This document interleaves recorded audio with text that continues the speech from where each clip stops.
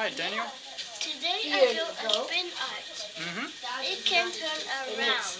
Okay, then you can draw some pictures. Can you show us how it works?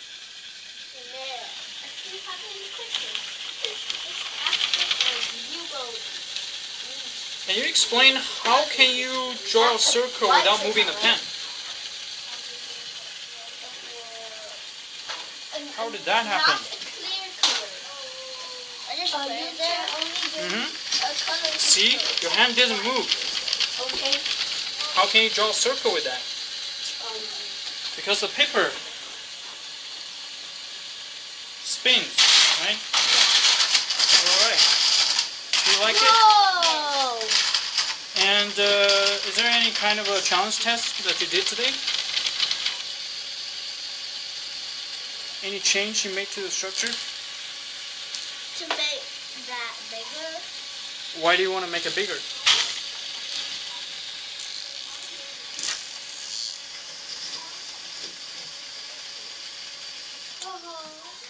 Okay, Daniel. Good job. See you next week.